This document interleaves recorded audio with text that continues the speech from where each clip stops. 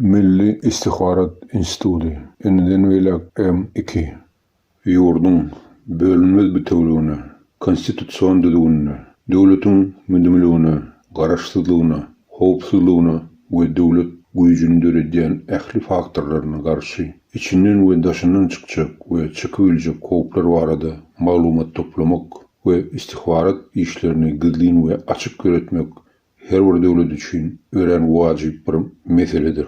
Milli İstihbarat Institutu Türkmenistanyň ilkinji döwlet we millet tähwitli howpsuzlygy üçin etmek maksady bilen Milli Howpsuzlyk Şurasynyň ygtyarlygyny döredilen gizlin gollukdyr. Milli İstihbarat Institutunyň milli sözü dünýädäki ähli türkmenleri öz içine almak bilen bilelikde olaryň howpsuzlygyny üçin etmäge gönükdirlendir. İstihbarat sözü İnglisçedäki intelligence sözüniň manysyny doly özüne jemleýär. Institut sözü hem öz gelegine barlak we gözlew diýmek bolup, ähli türkmen we türki milletleri çuňury öwrenip, ol jemgyýetlere özüne maksus gurulşy sebäpli awanyp biljek howplary öňünden orta çykarmak jogapkärçiligini öz üstüne alýar.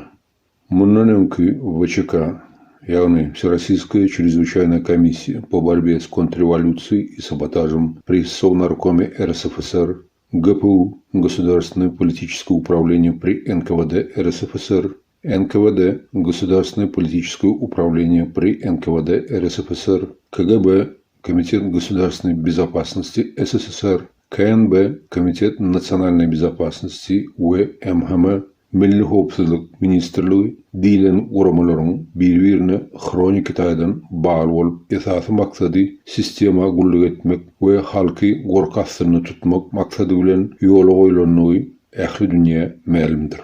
Ady geçen şu alty guramanyň atlary başga üýtdeşik bolsa-da manysy we mazmuny birdir we taryhda türkmen jemgyýetiniň ykbalyna galdyran yzy aýlançdyr we ganydyr.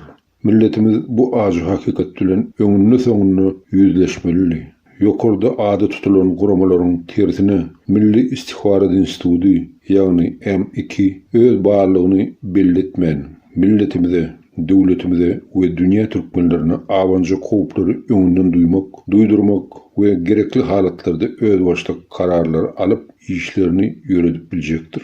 Alyp barjak işleri Türkmenistanyň konstitusiýasyna düýpli baglydyr. Ýöne hukuklary konstitusiýa we Türkmenistanyň kanunlary bilen çeklendirilýän däldir.